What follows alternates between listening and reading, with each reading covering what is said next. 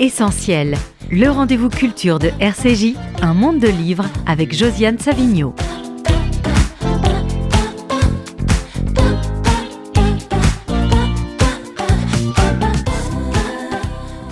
Bonjour, bienvenue dans ce monde de livres. J'ai beaucoup d'invités, vous allez comprendre assez vite pourquoi. Alors on avait décidé de longue date de faire une émission autour des 40 ans des éditions POL. Parce qu'on les aime beaucoup. Et évidemment, on avait décidé ça bien avant ce qui s'est passé depuis le 7 octobre, mais on a décidé de la maintenir, parce qu'il est toujours bon, même dans les moments absolument tragiques, de parler des livres et de saluer des aventures intellectuelles admirables. Alors, j'ai beaucoup d'invités, je l'ai dit. Donc, Frédéric Boyer, qui dirige l'édition POL depuis 2018, on vous expliquera pourquoi. Nathalie Azoulay, qui est un auteur POL. Alors, comment présenter Jean-Paul Hirsch ? C'est un homme orchestre de POL. Personne dans le milieu littéraire français ne cumule les fonctions de directeur commercial, attaché de presse et relations avec les libraires. Donc ça, vous êtes une exception. C'est un peu bizarre, mais oui. C'est vrai que j'occupe plusieurs fonctions dans cette maison. Mais en même temps, je crois que je suis un homme de l'ombre, donc... restez un peu dans la lumière. Et puis Igor Grane, qui est un auteur POL depuis toujours, bonjour. Depuis 1998, si j'ai bien compté. Ah oui, c'est 26 ans. Et qui a en plus, par bonheur, un livre qui sort maintenant, qui s'appelle comment ? Voyage clandestin avec 2 femmes bavardes. Et ces 2 femmes bavardes, c'est un petit livre par la pagination, mais c'est un livre qui en dit très long sur ce qui se passe en Russie aujourd'hui et qu'on a envie de savoir en plus. Donc on va en parler aussi. Super. Alors, faisons un peu d'histoire quand même. Donc, Frédéric Boyer, le créateur des éditions POL, Paul Tsakosty-Laurence, n'est pas là aujourd'hui parce qu'il est mort dans un accident en 2018. Et évidemment, je pense qu'il n'avait pas forcément envie de prendre sa retraite tout de suite. Mais pourtant, il vous avait déjà désigné comme son successeur. Oh, alors, oui, enfin, donc hélas, effectivement, il a disparu tragiquement dans un accident en début janvier 2018. Je pense qu'il n'avait pas du tout envie d'arrêter et de prendre sa retraite, effectivement. Et je ne dirais pas qu'il m'avait désigné comme successeur, mais il m'en avait parlé quelques années auparavant, en disant que si jamais un jour il ne pouvait plus assumer cette responsabilité-là, il aimerait que je puisse prendre cette place, et il m'avait demandé de le promettre, et j'avais longuement hésité, puis un jour, pour le rassurer, je lui avais dit, écoute, on verra bien, et j'avais promis ça, et puis c'est arrivé, voilà. Et donc j'ai assumé la promesse que j'avais faite, voilà. Depuis, vous avez été nommé en juin, c'est ça, 2018 ? Oui, en juin 2018, donc ça va faire bientôt 6 ans, voilà. Et vous vous sentez... Mais ce catalogue, vous en étiez proche depuis longtemps ? Oui, puisque j'ai publié tous mes propres livres avec lui dans ce catalogue-là. Donc pour moi, c'était ma maison, c'était une maison très importante. J'avais aussi beaucoup d'amitié avec beaucoup d'auteurs de la maison, et c'est vrai que je me suis dit, puisque je dois y aller, j'y vais, voilà, je n'abandonnerai pas la maison. Et puis je savais que je pouvais compter sur l'équipe, puisqu'on a parlé de l'homme de l'ombre qui s'appelle Jean-Paul Hirsch. Mais il ne va pas rester dans l'ombre tout de suite, parce qu'il est là depuis 33 ans dans cette maison, donc il a des choses à dire sur l'histoire de cette maison, qui est complexe quand même, parce qu'elle n'a pas toujours été ce qu'elle est aujourd'hui. D'abord, ça a été abrité dans une autre maison d'édition, au tout début, mais vous étiez là quand c'était abrité par Flammarion, puis par Hachette Livre ? Non, moi je suis arrivé à la création, un peu après la création des éditions POL. Paul Tsakosty-Laurence avait d'abord été éditeur d'une collection qui s'appelait Texte chez Flammarion. Oui, puis ensuite, il a créé une collection qui s'appelait Hachette Paul. C'est ça. Dans lequel il avait publié notamment La vie mode d'emploi de Pérec, ou Je me souviens de Pérec, et dans lequel aussi des auteurs de chez Flammarion Texte l'avaient suivi. Et puis, à la mort de Pérec en 1982, il a créé cette maison en 83, POL, sous l'emblème de Georges Perec, avec ce logo en forme de jeu de go qu'on trouve dans je crois qu'à la page 643 de La vie mode d'emploi. Et moi, je suis arrivé en 91, donc la maison avait déjà 7 ans, elle avait déjà publié pas mal d'auteurs, notamment La douleur de Marguerite Duras, qui avait... C'était avant vous ? C'était avant moi, oui, voilà. Moi, je suis arrivé en 91, et en 91, la maison avait donc... quelques années, c'était que 2 personnes.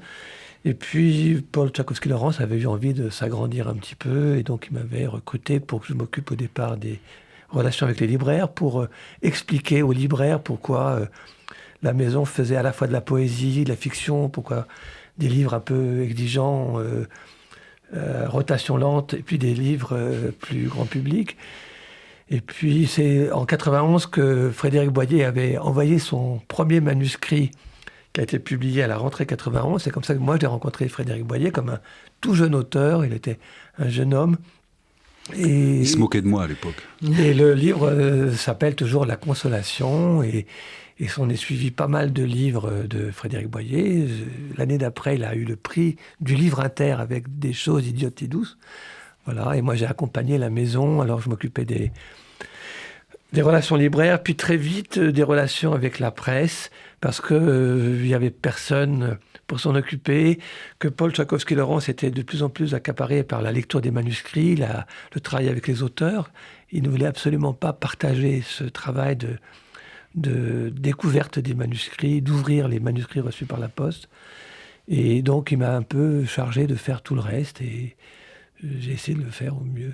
Mais vous venez de dire des livres plus grand public, mais justement pour moi, une des spécificités de POL, c'est de n'avoir pas fait ce que font la plupart des maisons, c'est-à-dire publier des livres très grand public que vous et moi ne lisons pas, qui rapportent beaucoup d'argent pour, paraît-il, pouvoir publier des livres plus exigeants. Paul Tchaikovsky-Laurence n'a jamais fait ça, il a toujours publié des livres qu'il aimait, Frédéric Boyer. Il disait, il ne faut jamais dire qu'on publie des livres qui vont marcher pour publier d'autres livres. Il dit là, c'est le poison. C'est une forme de poison, et je pense que il a publié, on essaie de continuer la même chose, on ne publie que les livres qu'on aime vraiment, sans penser a priori au résultat forcément des ventes et tout ça. Donc, et il se trouve que des auteurs, après, que les œuvres et les auteurs ont leur propre destin, et qu'effectivement, heureusement, que des livres qui peuvent paraître parfois exigeants peuvent rencontrer un nombre de lecteurs tout à fait impressionnant. Il y a plein d'auteurs de la maison qui sont des auteurs exigeants et qui ont réussi parfois avec des livres à toucher un public tout à fait large. Donc c'est pas la question de on va publier des livres grand public pour faire des livres moins grand public, parce qu'effectivement c'est quelque chose qui après ça s'enraye un tel... Mais c'est un poison qui a envahi toutes les maisons d'édition, presque. C'est pour ça que j'ai envie de parler de POL. Oui, voilà, en tout cas. Bon. Mais donc, au contraire, c'est manifester l'intérêt, la passion que l'on peut avoir pour une œuvre, une écriture, quelque chose de singulier dans la littérature. Voilà. Et ça peut être, effectivement... Comme c'est une maison qui n'a jamais eu véritablement de collection, Paul a essayé de créer des collections, mais ça n'a jamais pris vraiment. Donc, finalement, on n'a qu'une seule collection, qui est la collection fiction. Il y a eu des petites tentatives de collection de façon plus précise autour du cinéma, parce que Paul était passionné par le cinéma et a lancé des revues de cinéma et a créé une petite collection de livres de théorie et d'écrits sur le cinéma. Mais sinon, effectivement, on ne catégorise pas vraiment ce qu'on publie. Même la poésie, on a un format poésie, comme on dit, mais certains poètes d'ailleurs refusent de publier dans le format poésie. On publie la poésie dans le format fiction, voilà. Et puis de toute façon, l'idée qui était au cœur de cette maison, c'était que toute écriture a une dimension poétique, et que c'était ce que cette maison essayait de défendre. Voilà. Mais alors, si j'ai bien compris, les conversations que j'ai eues avec Paul Tchaikovsky-Laurence, il était très radical, du genre je prends ou je ne prends pas, mais pas tellement je fais travailler, je dis que c'est pas bien, je dis qu'il faut changer tel chapitre. Il était comme ça, Jean-Paul Hirsch ? Oui, il était comme ça, c'est-à-dire que quand il entendait une voix nouvelle, une écriture qui le déplaçait, qui l'interpellait, quand il avait ça, il disait ça c'est probablement une œuvre à venir ou un livre à publier. Et il disait à l'auteur je vous publie. Et puis peut-être que parfois il faisait une remarque pour dire que je sais pas telle répétition de mots pouvait peut-être être gommée, mais il disait à l'auteur je vous ai dit ça, mais vous en faites que vous voulez, moi je vous publierai quoi qu'il en soit. Mais l'idée c'était que le texte qui était publié, qui arrivait par la poste, parce que la quasi-totalité des auteurs sont arrivés par la poste, c'est le facteur qui nous délivrait les auteurs qui sont là d'ailleurs. les auteurs, c'était aussi une œuvre à venir, enfin, ou une œuvre... c'est-à-dire qu'on publiait ce livre-là parce qu'on savait qu'il y aurait aussi un deuxième livre, un troisième livre, etc. Et c'est le cas pour Nathalie Azoulay. Alors Nathalie Azoulay, justement, il faut qu'elle en parle parce qu'elle n'a pas toujours publié chez POL. Qu'est-ce qui vous a déterminé à venir chez POL ? En plus, vous avez fait une entrée fracassante, 2015. Titus n'aimait pas Bérénice et paf, Médicis. Mais en fait, si, j'aurais toujours voulu publier chez POL. J'avais envoyé mon premier texte à Paul en 2002 et il m'avait écrit en me disant qu'il n'était pas assez électrique. Je me souviendrai toujours de cette remarque. Et donc, j'avais pris mon mal en patience et j'ai publié ailleurs. Et je n'ai pas été très heureuse ailleurs, d'ailleurs.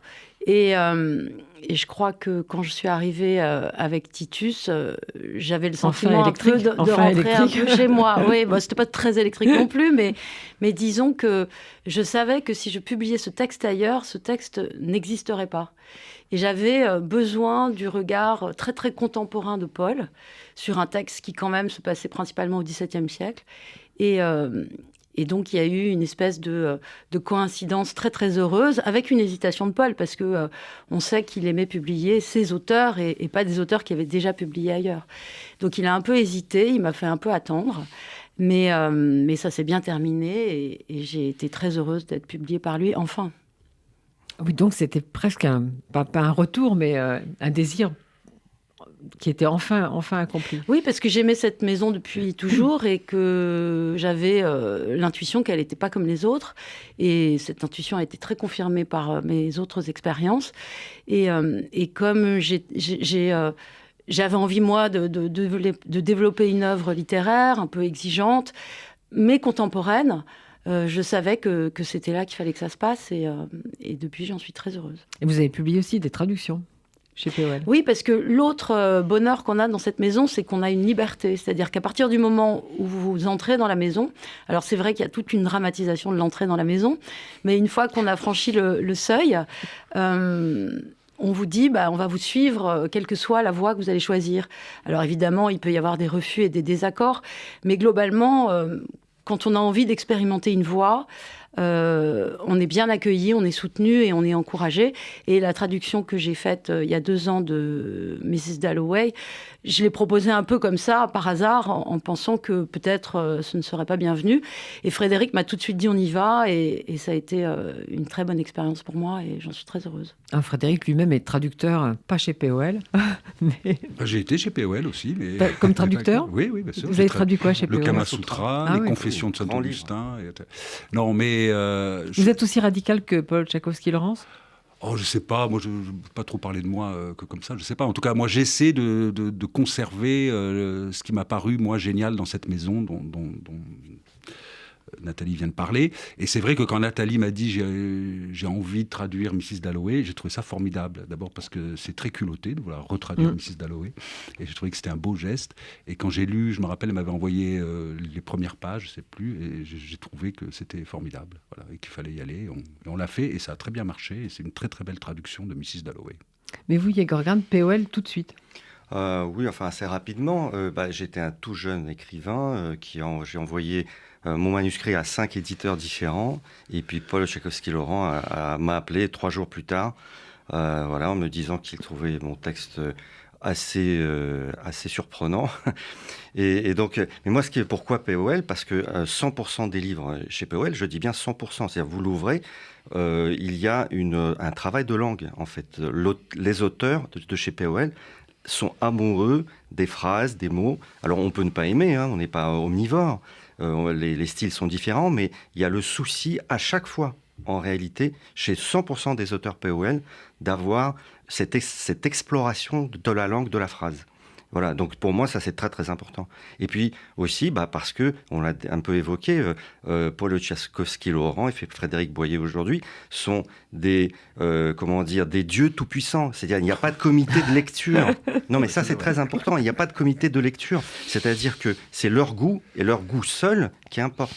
Et ça, c'est absolument admirable. Je trouve que la démocratie en littérature, il n'y a rien de pire.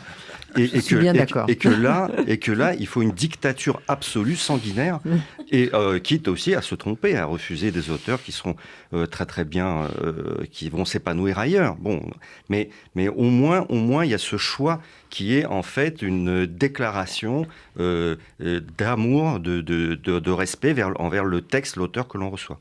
Alors vous allez paraître très dur, mais je crois que vous avez raison, parce que beaucoup de gens maintenant pensent qu'il y a un droit à publier, il y a un droit à être écrivain.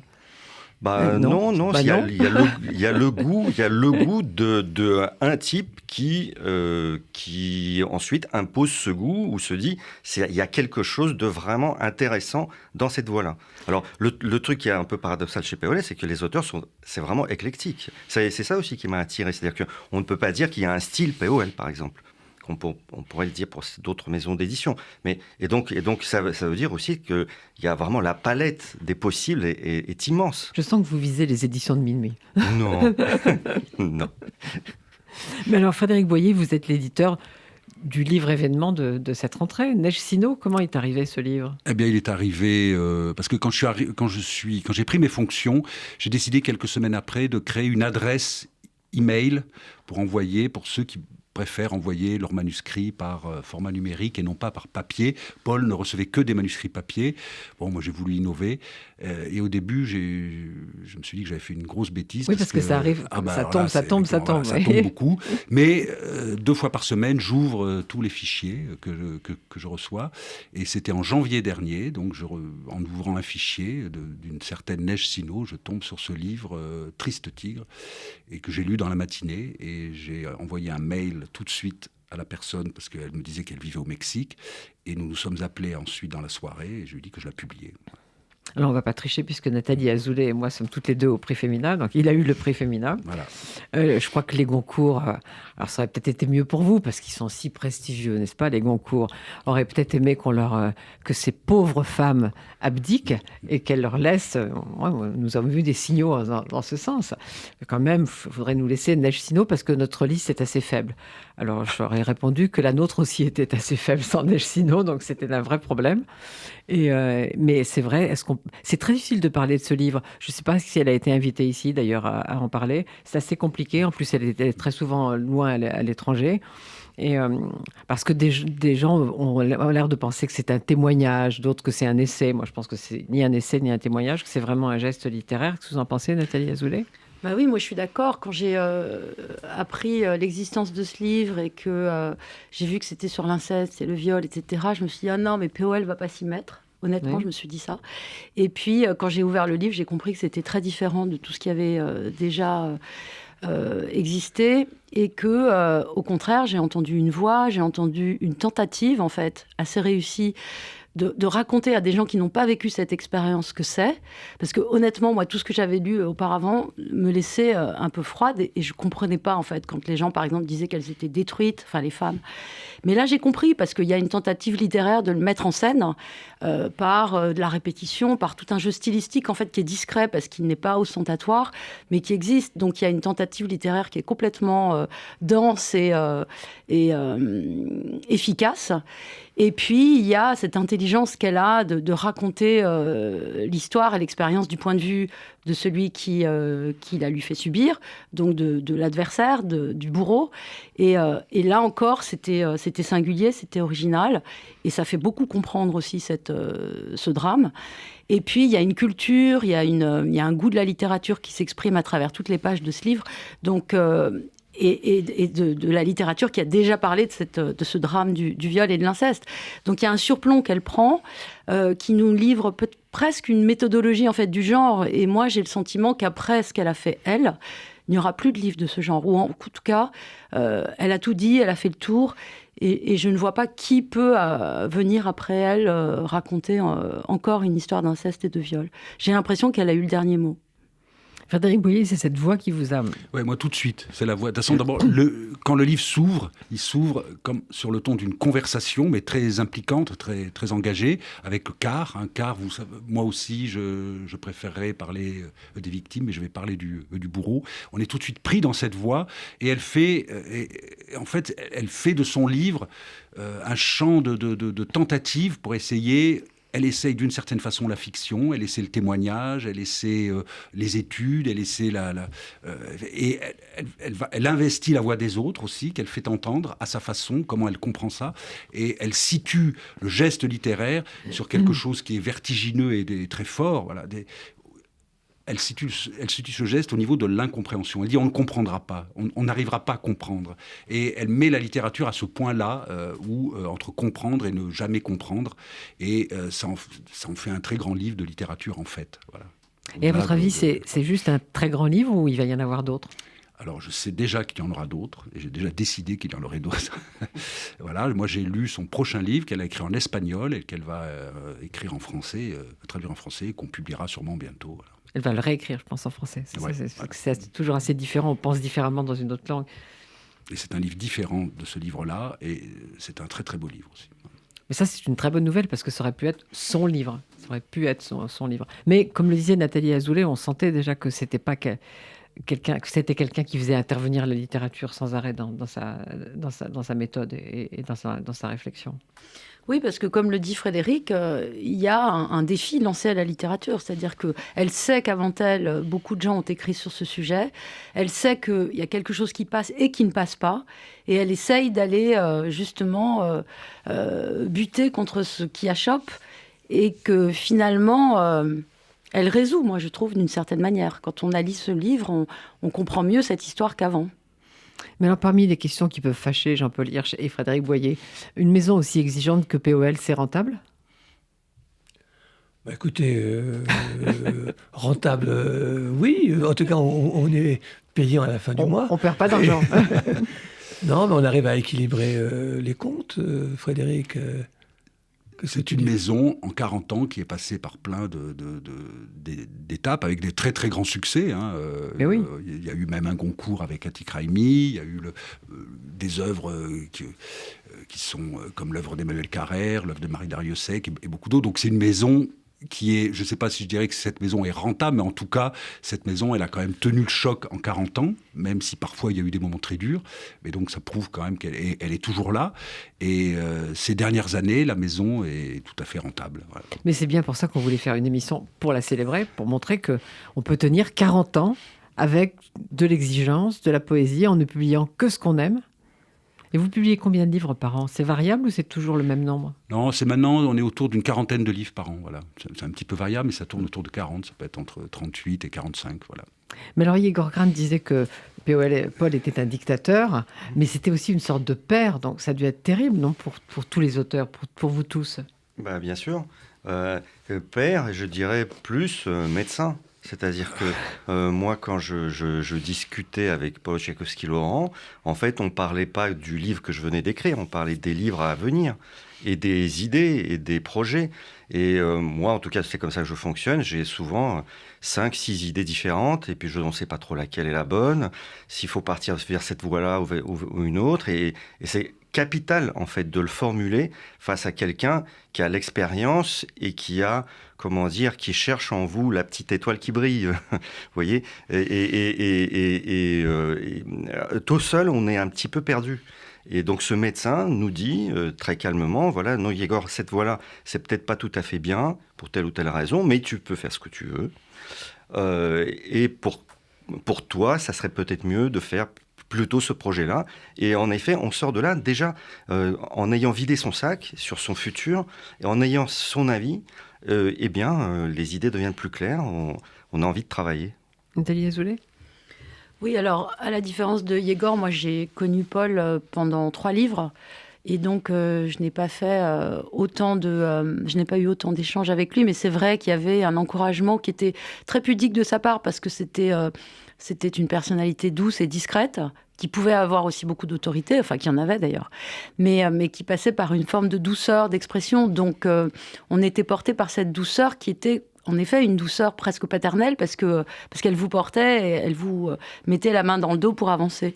Mais je dois dire que Frédéric a pris le relais avec beaucoup de vaillance, de bravoure d'une certaine manière, mais de succès. C'est-à-dire que peut-être il est un peu moins paternel que fraternel, parce qu'il est un auteur de la maison qui est devenu le directeur de la maison. Mais il y a cet encouragement, il y a cette bienveillance, il y a cette attente, et qui est plus expressive que celle de Paul, en tout cas avec moi, mais qui est tout aussi porteuse, je dirais, et nourrissante. Alors, Frédéric Boyer, frère et médecin, ça vous convient ? Oui, ça va. Non, mais effectivement, on essaye. C'est très difficile, c'est même impossible de suivre les pas d'un homme comme Paul Tchaikovsky, d'autant que je l'ai connu, moi aussi, en tant qu'auteur, et que je partage ce qui vient d'être dit sur lui. Voilà, pour moi, c'est devenu un ami très très cher, on était très très proches. Donc, ça a été très difficile de le remplacer, même si justement je ne l'ai pas remplacé. Et donc, j'ai essayé de trouver ma place à moi, voilà, en étant, un peu fraternel, ça me va, oui, tout à fait. Et de toute façon, avec cette idée que soit ça m'enthousiasme, soit ça me plaît, soit ça m'excite, et voilà. Et sinon, j'y vais pas. Voilà. C'est aussi simple que ça. Et c'est une maison où les auteurs, effectivement, ont été en tout cas les auteurs qui ont connu Paul, parce qu'il y a aussi ceux qui n'ont pas connu Paul maintenant. Mais ceux qui ont connu Paul, effectivement, je sens ont besoin de discussion, de parler, de créer un lien chaleureux autour de ce travail-là, d'écrire et d'éditer. Et voilà, c'est une chose merveilleuse à faire. Mais alors justement, quand on prend la direction d'une maison qui, comme ça, depuis presque 40 ans, quand vous l'avez prise, a une politique d'auteur, on a de nombreux auteurs. Alors, qu'est-ce qu'on a comme marge de découverte par rapport au nombre de livres qu'on publie chaque année ? D'abord, Paul a créé sa maison et a suivi toute sa carrière d'éditeur sur l'excitation de la découverte, quand même. On s'en souvient, moi des fois il m'appelait en me disant j'ai découvert un nouvel auteur, Frédéric, et c'était tout à fait incessant, il fallait écouter. C'est ce qui l'excitait. Donc cette maison, elle a été créée là-dessus. On peut dire que tous les auteurs de la maison ont eu avec lui cette histoire-là de découverte, même s'il publiait peut-être avant comme Nathalie, mais pour lui, je pense que quand il a décidé de publier le premier livre POL de Nathalie, Titus n'est pas Bérénice, c'était pour lui une découverte à sa façon. Voilà, donc cette maison, elle tient là-dessus. Donc il faut tenir toujours ça. Alors la latitude, on la trouve. Voilà, c'est-à-dire que on est autour d'une 40aine de nouveautés. On essaie de faire des aiguillages. Ça, c'est pas la partie du travail la plus facile et la plus enthousiasmante, mais bon, il faut le faire. C'est comme un travail de chef de gare là pour le coup là. Il faut aiguiller. Il faut essayer de bâtir une programmation. Et je pense pour une maison comme ça, c'est très important puisqu'il faut que chaque année, il y ait des livres. Moi, je tiens à ce que chaque année, on publie toujours de la poésie ou des textes poétiques comme Paul les aimait. Et on a de nombreux auteurs, effectivement. Donc, il faut essayer, mais on y arrive très bien. Et chaque année, on continue à publier entre 1, 2, parfois 3 nouveaux auteurs. Donc, ça marche. En cette rentrée, il y a Neige Sino et d'autres, ou il n'y a que Neige Sino ? Alors là, dans l'entrée, il n'y a que Neige Sino, mais cette année... En janvier, Mécano de Matteo Felice, qui a très bien marché, conducteur de train, qui a très bien marché aussi. Il y a toujours 2 ou 3 nouveaux manuscrits, 2 ou 3 nouveaux auteurs qui viennent dans la maison. Mais ça vous arrive quand même d'être obligé de refuser un livre que vous aimeriez publier parce qu'il ne faut pas trop de nouveautés ?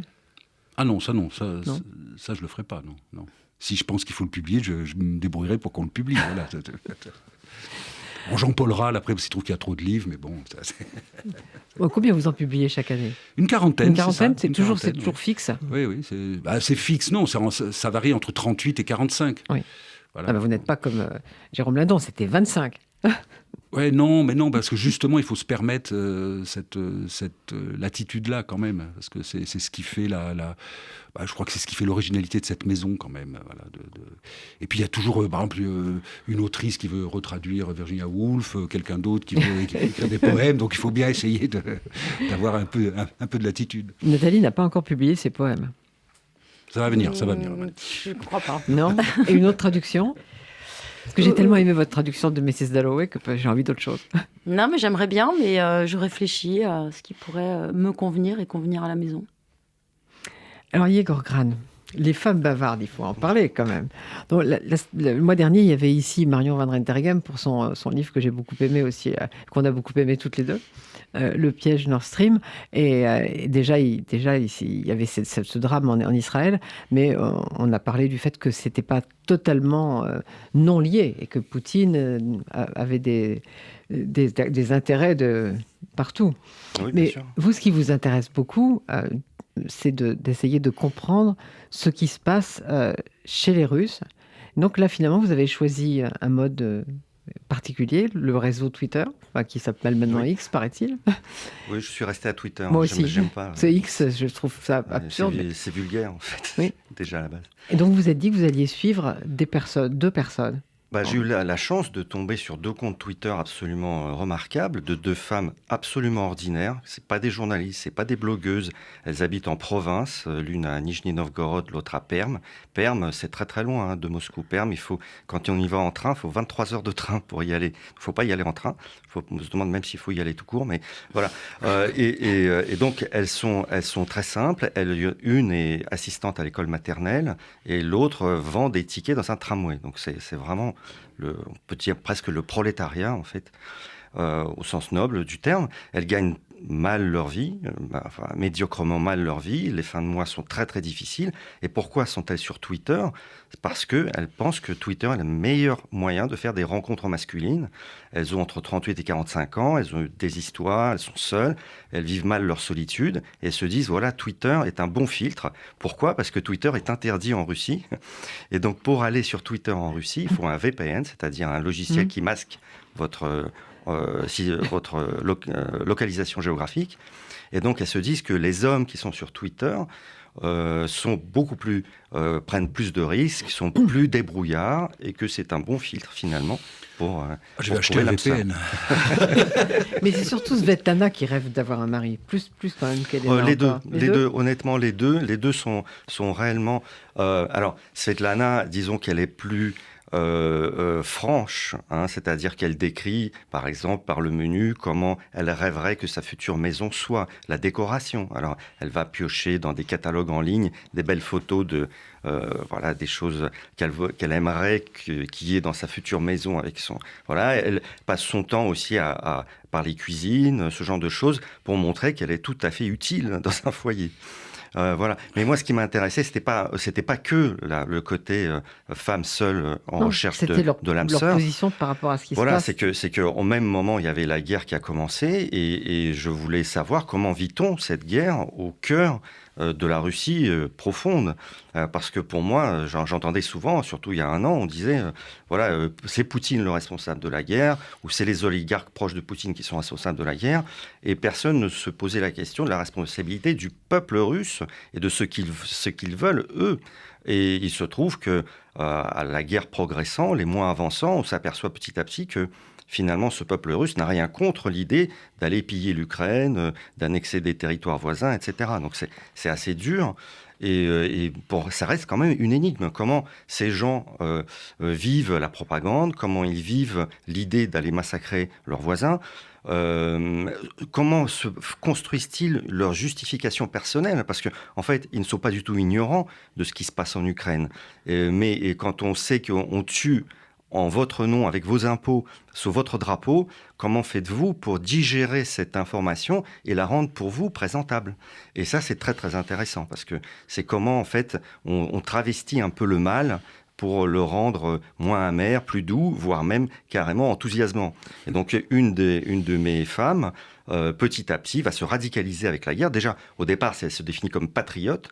Le premier tweet de la journée, de sa journée commence, c'est « Bonjour à tous les patriotes ». C'est son premier tweet. Elle se lève à 5h30 du matin, et c'est le premier tweet qu'elle fait. Elle tweet beaucoup, mes deux femmes, c'est pour ça que c'était assez intéressant. Et l'autre, celle qui est au contraire...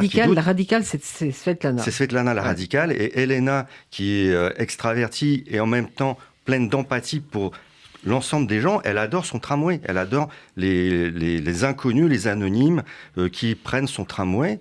Elle, son premier tweet chaque matin, elle photographie son radio-réveil. Et son radio-réveil montre généralement une heure comprise entre 4h30 et 5h. Elle se lève très très tôt. Elle habite en banlieue de Perm, donc il faut encore rejoindre le dépôt. Et elle prend la première tournée. Et donc, c'est vraiment des horaires incroyables. Alors, moi, j'arrivais là-dessus en espion, en sous-marin, un peu, bien plus tard dans la journée, puisqu'il y a un décalage horaire, en plus, avec Perm. Donc, quand moi, je me réveille, c'est-à-dire vers les 8 heures, ils ont déjà vécu pratiquement toute la journée là-bas. Donc, je recueillais tous ces tweets. Voilà. Et vous n'interveniez jamais? Non, jamais, parce que ce genre de choses... alors déjà, j'aurais été très, très Vous gêné. aurez voulu comme mari, surtout? Pas forcément Svetlana, la patriote, parce qu'un mari occidental, ça Ah oui, craint. c'est pas bon. Voilà. Non, il faut surtout pas perturber la sincérité, en fait. Je me demande comment elles auraient réagi si elles savaient qu'il y a un type, un écrivain français, qui les suit, qui comprend tout ce qu'elles disent... parce que, évidemment, je suis bilingue. Donc, non, et elles auraient peut-être travesti leurs propos. Vous savez, c'est le scientifique qui perturbe sans le vouloir l'expérience. Non, il faut surtout pas faire ça. Et au contraire, il faut rester le plus discret possible. J'avais parfois envie d'intervenir, mais il fallait pas.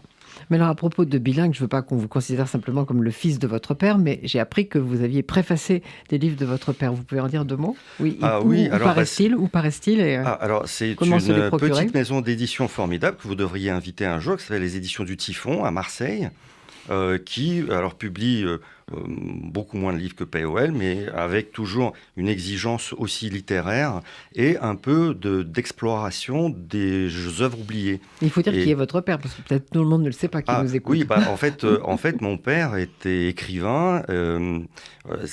Il a commencé à écrire dans la fin des années 50. Il a fait passer ses manuscrits clandestinement en France, sous pseudonyme. Et puis, donc, ça a été édité pour la première fois dans la revue Esprit, puis ensuite un peu ailleurs. Et le KGB a tout de suite voulu savoir qui est ce type, qui est cet Abraham Tertz, c'était son pseudonyme. Et ils ont mis 6 ans à le trouver, ce qui est déjà en fait une performance, une contre-performance pour le KGB, qui n'a pas réputation à être comme ça baladé. Mais voilà, et bon, donc ensuite il a été condamné, il y a eu un procès Signatsky-Daniel qui a fait le tour du monde, parce que c'était le premier procès de dissidents, mais pas au sens engagé politiquement, c'était des écrivains de fiction qui étaient là pour des œuvres de fiction. Donc déjà ça, c'était assez étonnant. Et il a pris 7 ans de camp. Voilà, donc il en a fait 6. Il est ressorti de là un peu brisé, mais en pleine forme psychologique. Et puis ensuite, on est arrivé en France.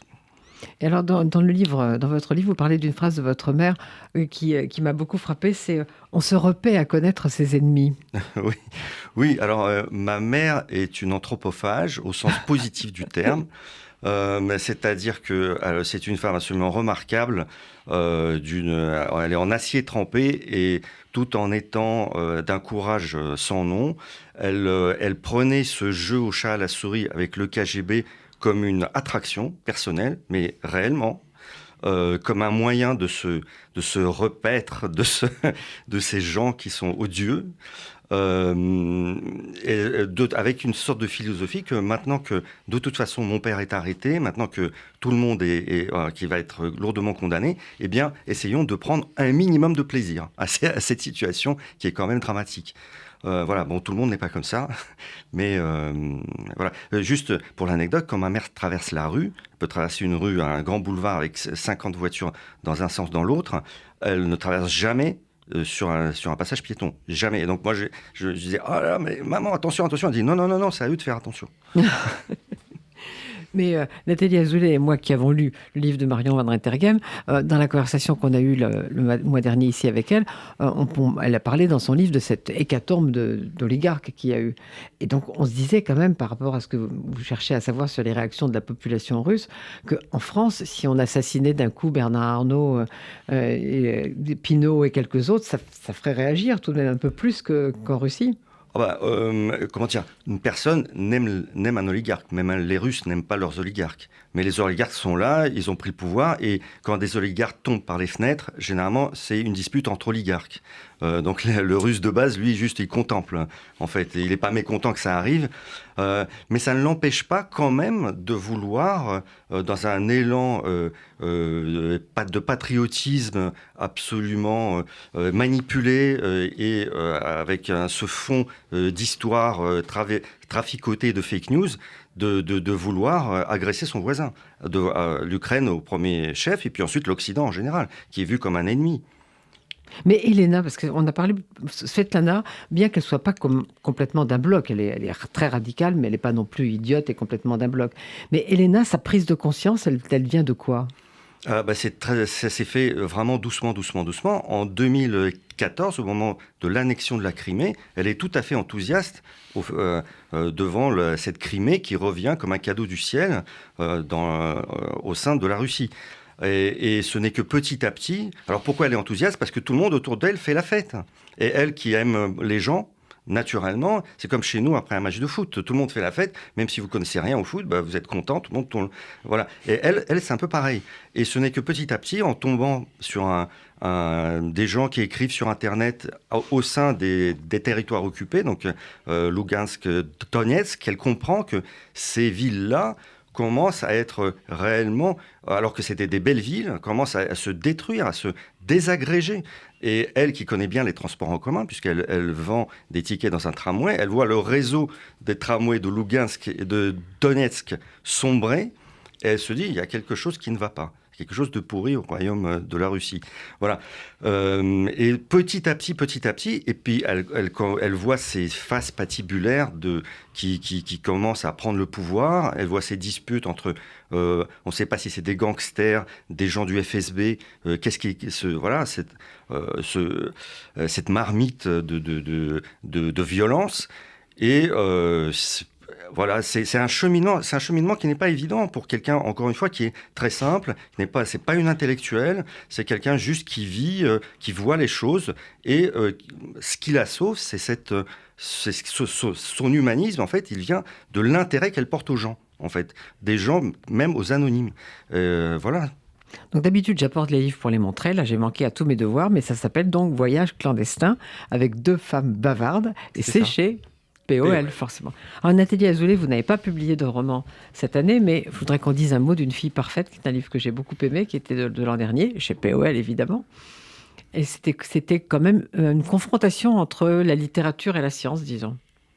Oui, en fait, à l'origine de ce roman, il y avait l'envie de confronter 2 cultures, 2 types d'esprit et 2 types d'aspiration, qui sont l'aspiration scientifique et l'aspiration littéraire, qui pour moi ne sont pas du tout antagonistes, mais qui au contraire devraient marcher main dans la main, mais qui, pour des raisons historiques, culturelles, sont toujours très séparées, très divisées et parfois très opposées et très méprisantes l'une pour l'autre. Et j'ai la chance d'être amie avec des gens qui viennent de tous les côtés et de ces 2 cultures-là. Et je me rends compte que ce dialogue est vraiment passionnant et riche et très nourricier, encore une fois, et j'avais envie de le faire savoir, et notamment aux jeunes filles, puisque, comme vous le dites, c'est une fille parfaite qui est au centre du roman. Et les jeunes filles, traditionnellement, sont toujours envoyées du côté des lettres, et depuis longtemps. Et j'ai le sentiment que l'époque tourne vraiment, et qu'il faudrait que les jeunes filles reconsidèrent leurs orientations. Alors, je suis beaucoup allée en lycée pour parler de ça avec des lycéennes. Et moi, la littéraire qui devrait défendre la littérature, qui la défend d'ailleurs dans ce dialogue, j'encourage vraiment les jeunes adolescentes à réfléchir à 2 fois pour savoir ce qu'elles vont faire plus tard, pour comprendre les enjeux du monde, les enjeux de l'indépendance, du féminisme.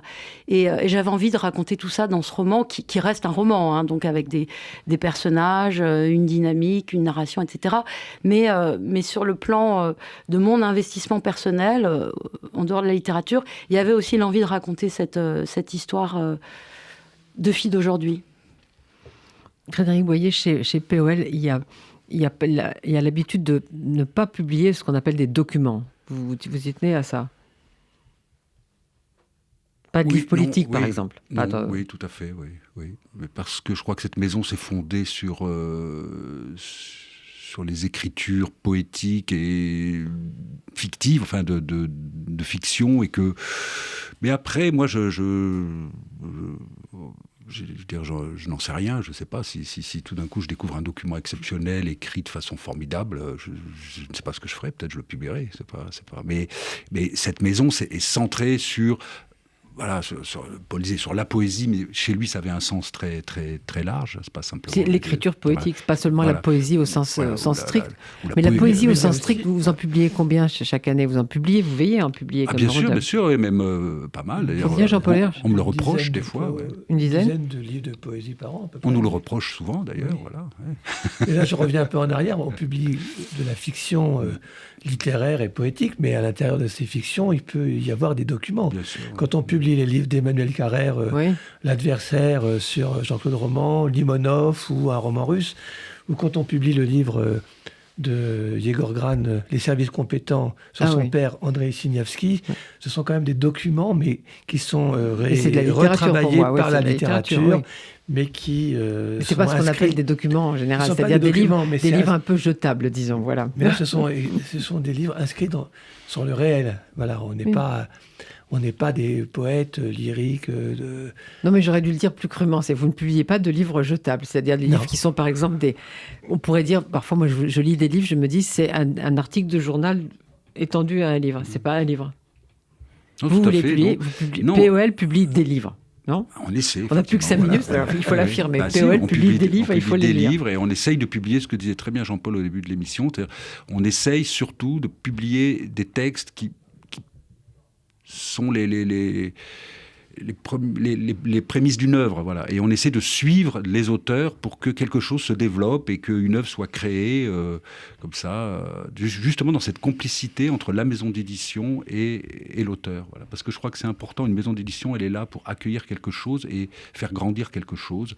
Et donc, c'est le rôle de la maison d'édition de veiller sur les textes qu'elle publie, sur les auteurs qu'elle publie, de façon à ce que quelque chose naisse de tout ça. C'est ce qui fait qu'il y a des traces comme ça et qu'il y a quand même des auteurs formidables dans cette maison qui ont grandi avec la maison, hein, des grands poètes, des grands écrivains, des grands romanciers qui ont suivi ces 40 ans de maison et qui ont en 40 ans ou en 20 ans ou en 10 ans, ça dépend, ont quand même pu créer une œuvre à l'ombre de cette maison. Et c'est ce qui est la plus belle chose. Jean-Paul Hirsch, vous savez quel était le premier livre de la maison?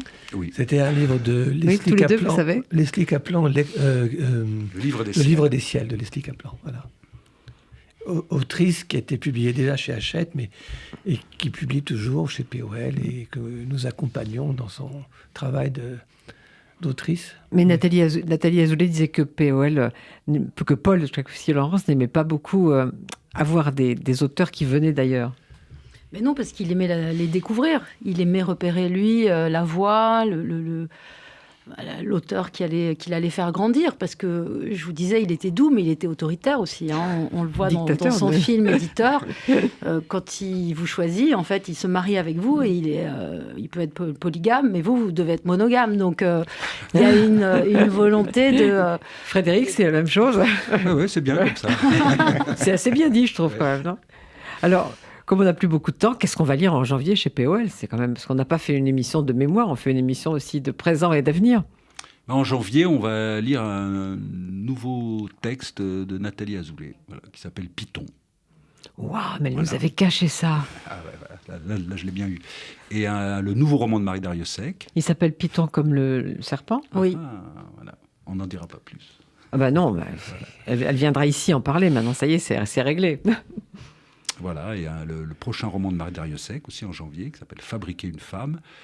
Un deuxième roman d'une jeune romancière qui s'appelle Marielle Hubert, qu'on a publié il y a 2 ans déjà, dont on a publié le premier il y a 2 ans, et le nouveau roman de Célia Houdard, Les fleurs sauvages. Voilà. Ah mais belle rentrée, hein. Oui. Belle rentrée. Pas mal. Belle rentrée, vous êtes content? Moi, je suis très très content.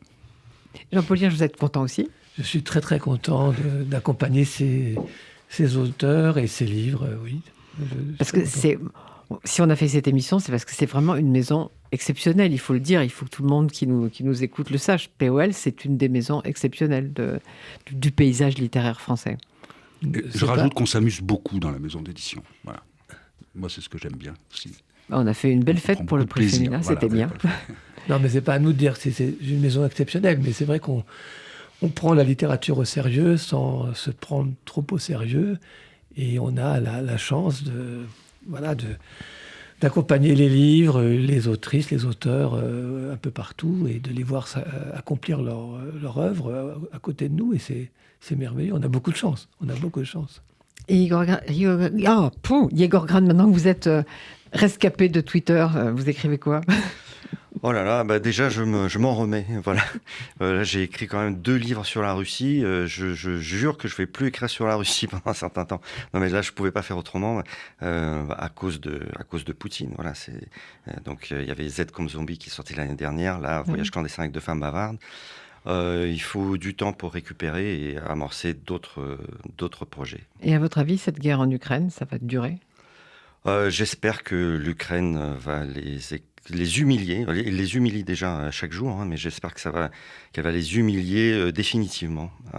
Alors, combien de temps, je ne sais pas. C'est très très dur. Hein. On imagine que la Russie, c'est tout petit, mais non, pas du tout. Et notre grand malheur, c'est que les Russes eux-mêmes veulent bien aller mourir en Ukraine. Donc, ce n'est pas que Poutine notre problème.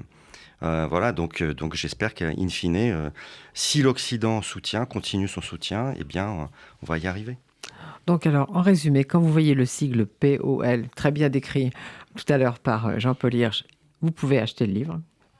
On n'aime pas tout, hein. Moi j'aime pas tout POL, mais je sais toujours qu'il y aura quelque chose qui va m'intéresser, même si ça ne me séduit pas. Et puis il faut lire donc Voyage clandestin avec 2 femmes bavardes, Svetlana et Elena, qui sont très très intéressantes. Et puis il faut lire Une fille parfaite, si ça n'a pas été fait, ou le relire, et puis attendre Python. Python, alors dès le 1er janvier, vous vous précipitez, c'est chez POL, ça s'appelle Python, et c'est Nathalie Azoulay, elle viendra vous en parler ici. Et alors, maintenant, rendez-vous dans 10 ans pour les 50 ans de POL, non? Très bien. Hein? On est d'accord? On sera tous là. là. On sera tous là. Ça va. Voilà, merci beaucoup et au mois prochain.